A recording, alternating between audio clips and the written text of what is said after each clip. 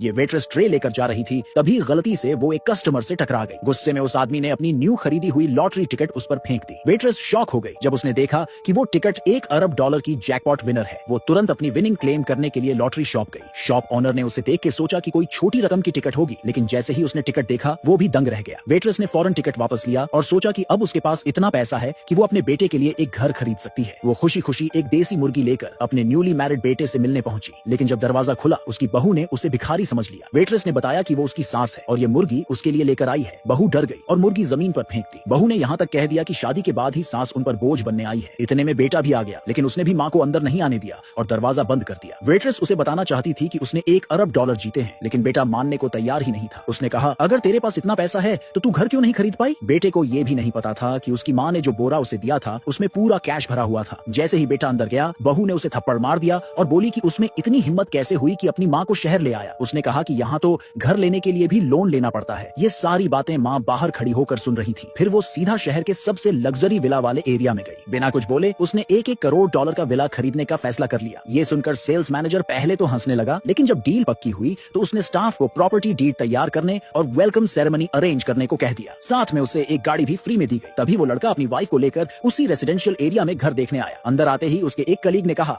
कि आज कोई बड़ा क्लाइंट आया है और उसे वार्निंग दी कि उस क्लाइंट को नाराज मत करना। उसी टाइम वो औरत यानी उसकी माँ ने अपने बेटे को देख लिया। वो बताना चाहती थी कि उसने यहाँ का सबसे महंगा विला खरीद लिया है, लेकिन पास खड़ी सास ने उसे ताना मारते हुए मजाक उड़ाया। बहू ने भी कह दिया कि जल्दी से यहाँ से निकल जाओ, वरना अगर बड़े क्लाइंट को गुस्सा आ गया तो तुम भुगतेगी। जब औरत ने कहा कि वो मैनेजर का वेट कर रही है ताकि उसका प्रॉपर्टी डीड प्रोसेस हो सके, तो सब हंसने लगे। बोले कि ये तो सिटी का सबसे महंगा विला है और एक गांव की वेट्रेस इसे कैसे अफोर्ड कर सकती है। ऊपर से आज मैनेजर के बिग क्लाइंट का डील क्लोजिंग डे भी है और अगर उसने उस क्लाइंट को परेशान कर दिया तो पूरा बवाल हो जाएगा। लेकिन किसी को नहीं पता था कि वही औरत ही वो बिग क्लाइंट है। बहू ने फिर लड़के से कहा कि जल्दी से अपनी माँ को यहाँ से भगा दे। माँ ने बोला कि उसने बेटे के लिए विला खरीद लिया है। इतने में मैनेजर प्रॉपर्टी डीड लेकर आ गया, लेकिन बेटा मान ही नहीं रहा था कि उसकी माँ के पास $10 करोड़ का विला खरीदने के पैसे हो सकते हैं। उसने कहा कि माँ तुरंत यहाँ से चली जाए। सास ने भी ताना मारा कि तू अपने वेट्रेस वाली सैलरी से तो विला का बाथरूम भी नहीं खरीद सकती। बेटा भी यही सोच रहा था कि उसकी माँ पागल हो गई है। वो बोला, मैंने कभी अपनी माँ से कुछ नहीं लिया और अब तो बस यही चाहता हूँ कि मेरी माँ पब्लिक में कोई तमाशा ना करे। फिर बहू ने भी धमकी दी